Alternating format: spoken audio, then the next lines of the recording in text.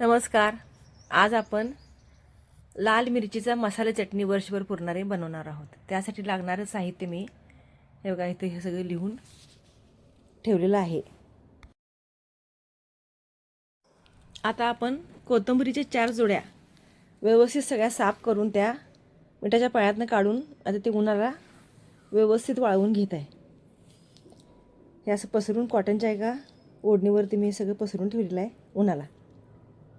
आणि हे सगळं पूर्णपणे वाळलं की मग आपण त्याला तळून घ्यायचं. आता हे 1 किलोला 250 ग्रॅम धने हे भाजून घेतले आहेत आपण. हे बघा मसाला वेलदोडा कोरडाच बिन तेलाचाच भाजून घ्यायचा आहे. हा कोरडा मसाला वेगळा भाजायचा आणि तेलाचा तळलेला मसाला वेगळा करायचा आहे.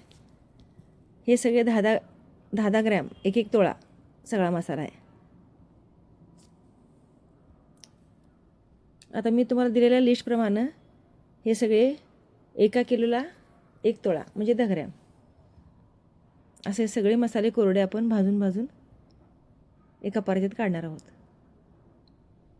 हे मिरे लवंग 1 तोळा आहे.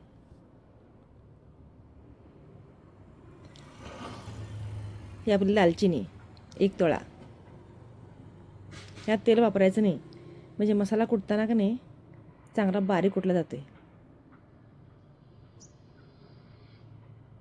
व्यवस्थित भाजून घ्यायचं हे. आता ह्यातच मी जिरे घालते. जिरे 1 किलोला 100 ग्रॅम, धने पावशेर आणि सगळा मसाला 1 तोळा. 1 किलोला हे प्रमाण आहे. मीठ अर्धा किलो खडं मीठ वाळवून घ्यायचं ते पण. आता ही मसाला वेलची आहे आपली आणि मिरे आणि लवंग 1 तोळा हे पण भाजून घ्यायचं. सगळा मसाला न करपता एकदम स्लो गॅसवरती आपल्याला भाजून घ्यायचा आहे. हे बघा हे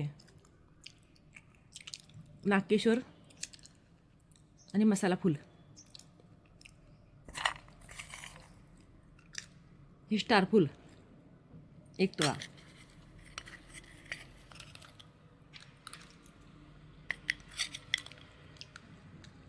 अतिशय चवीची चटणी तयार होत्या. हे मोहरी आपले 1 किलोला 30 ग्रॅम. अगदी व्यवस्थित ही तडतडून घ्यायची आहे बिन तेलाची. एकदम फुलत्या ही. समजा हे अर्धी वाटी असेल तर फुलून ही 1 वाटी होते आणि त्यामुळे चव चांगली मस्त येत्या.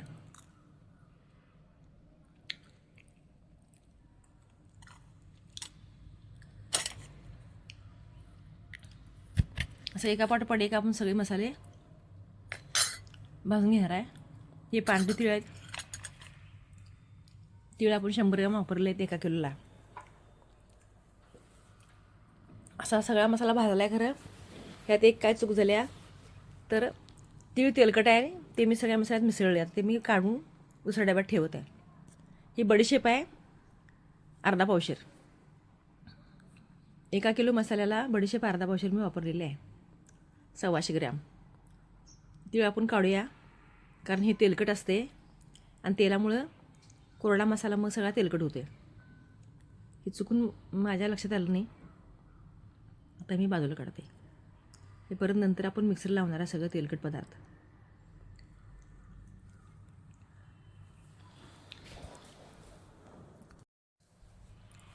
आता आपण मेथ्या घालणार आहोत. तमालपत्र हे बघा हे बडीशेप गेली परातीत. आता आपण तेलाचे तळणीचे पदार्थ आपण आता जे मसाल्यात वापरणार आहे ते तळून घेऊया. हे हळकून मी बारीक बारीक कुटून घेतलेलं आहे आणि हे आता तेलात आपण चांगलं फ्राय करून घ्यायचं. हे आता जेवढं बारीक दिसतं ह्याच्या तिप्पट आकाराचा होतो आहे. आतपर्यंत हे तळलं गेलं पाहिजे म्हणजे त्याचा कडवटपणा नाहीसा होऊन त्याला एक छान असा सुगंध येतो आहे. हळकून पण तुम्ही बघून जायला पाहिजे. ज्याला गाठी गाठी आहेत ते हळकुंड उत्तम असते. हे पण 1 तोळा आहे. 1 किलोला 1 तोळा हळकुंड वापरायचं आहे आपल्याला. बघा किती फुललं ते. करपून द्यायचं नाही आणि कच्चं पण ठेवायचं नाही. हळकुंड आणि खडा हिंग हे अगदी लक्षपूर्वकच तुम्हाला तळून घ्यायचं आहे. पाहू शकता. आता हा खडा हिंग 1 तोळा आहे, तो पण मी घालत आहे. आता हे प्रमाण 1 तोळा म्हणजे 1 किलोचं प्रमाण सांगत आहे मी. तुमची 2 किलो जर मिरची असेल तर तुम्हाला ते 2 तोळे घालावे लागतील. 2.5 किलो असेल तर 25 ग्रॅम घालावं लागेल. असं व्यवस्थित मंद आचेवर तळायचं. आणि सगळं आता तळलेलं सगळं जे आहे तिळासकट, तीळ खोबरं तळलेलं सगळं हे मसाला आपण मिक्सरला बारीक करून घ्यायचा. ही मिरची साधारण 2 ते 3 वर्ष टिकते बरं का, जर शिल्लक राहिली तर. काहीही होत नाही ह्याला. पाण्याचा थेंब कुठंसुद्धा लागू द्यायचं नाही. अतिशय स्वच्छता पाळून हे सगळा मसाला भाजायचा, नीट करायचा, तळायचा आणि टंकावरती कुटून आणायचा. अप्रतिम असं हे तिखट तयार होते.